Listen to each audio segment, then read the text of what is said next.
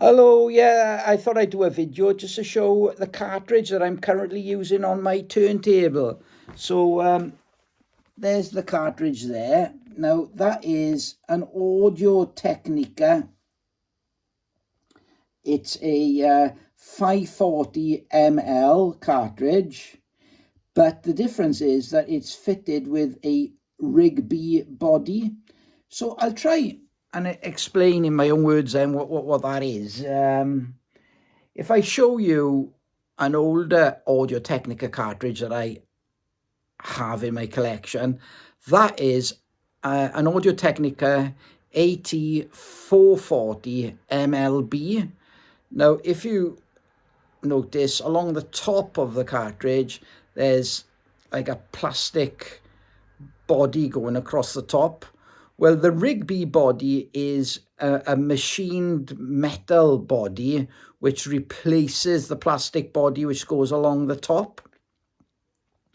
Now, you can buy, if you've already got an Audio Technica cartridge, and if the cartridge is suitable for the modification, you can buy just the RigB body, and it'll come with instructions on how to actually remove the plastic body and install the RigB, and you can do it yourself. But I was in the market for a new cartridge anyway, and I wanted to go back to using an Audio Technica cartridge with a microline stylus. So I did some research and I read some really good reviews on the RigB body, and I went and I bought the Audio Technica 540 ml with the RigB body pre-installed. So that cost me £251. That is for the cartridge with the RigB pre-installed onto the cartridge in place of the plastic body that it would have come with originally. So, and you can have the option to customize as well.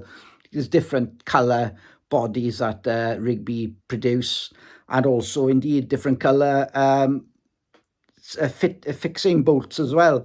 Now, I went for the standard stainless steel ones. They were fine for me, with a red body to go with the red cartridge. So yeah, first thing I noticed when I opened the box up, I was really delighted to see that the RigB body comes with captive nuts. Ooh, what an improvement that is in terms of making it far more easier to install and connect to the tone arm.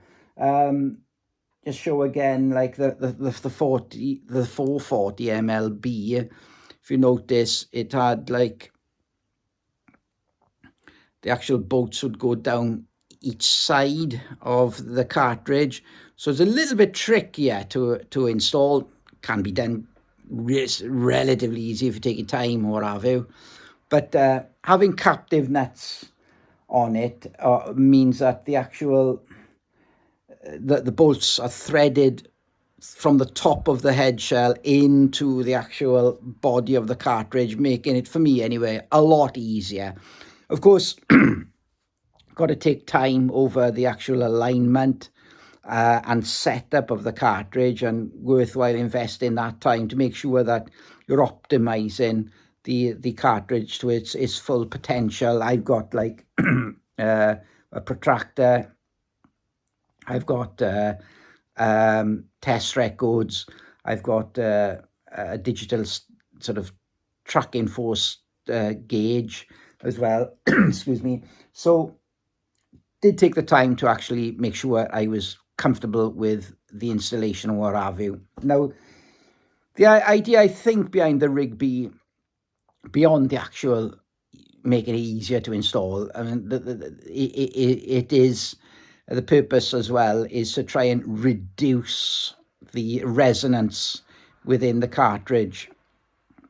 Now, I can't compare what the AT540 was like without and with the RigB, because I bought it when it was already installed. But Just for comparison then, I've used lots of cartridges over the years. I've just show one, which is the oldest one I've got, is this Audio-Technica 110E. Now this was the cartridge that came with my turntable, which I've had now for 35 years, maybe longer now. And I had this in my turntable for many years. And when the time came to change the stylus, I simply changed the stylus, because Audio-Technica cartridges of this kind makes it easier to do, and you can still do that as well on the RigB modified cartridge as well. So when the time comes to replace the stylus, it's a case of just buying a new stylus with the assembly that it comes with, taking the old one out and connecting the new one up, so which is great. Now, just like, say, for comparison, I've used other cartridges as well. Now, this is a Nagaoka MP110 with a boron cantilever. I might have shown this in a previous video at some point. Now, if you imagine neutral being down the middle, then the Nagaoka cartridge was certainly on the warmer side of neutral.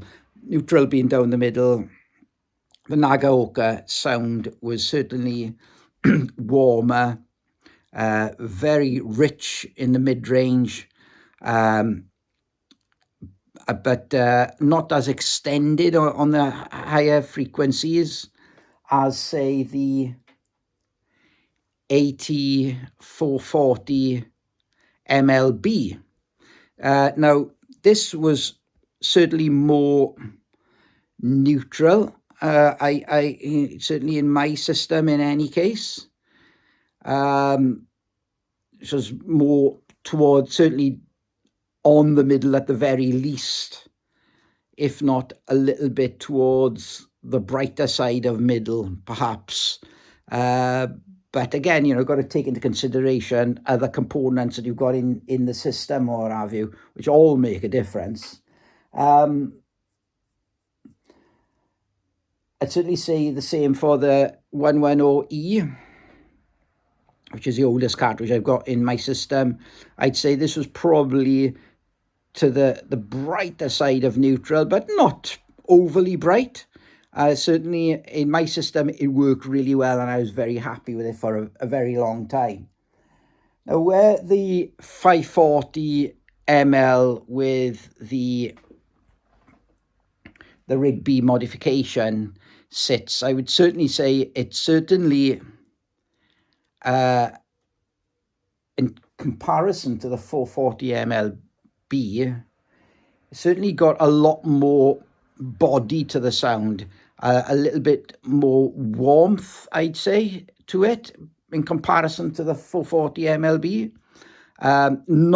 Certainly not as warm or rich sounding as the Nagaoka, but it provides a really, really naturally nice extended high frequency, so you get a lot of detail,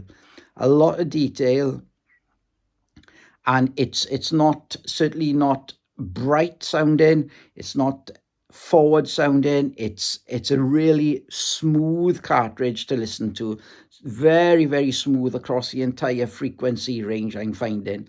And I was thinking a couple of weeks ago, when I was sitting here listening to music, it's the first time I think I ever in my system that I've never thought of cartridges.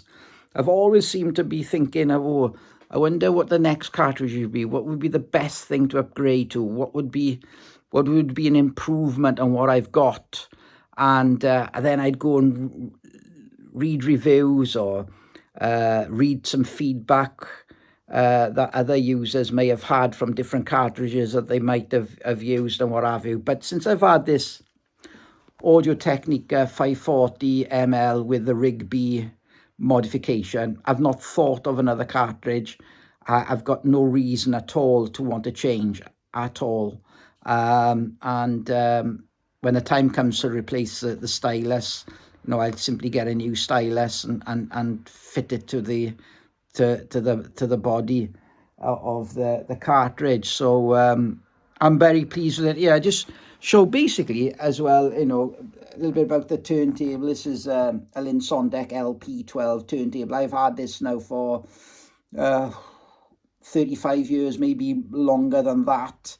Now, the actual tone arm it's a modified RigB AT540ML tone arm, which is modified by Audio Origami.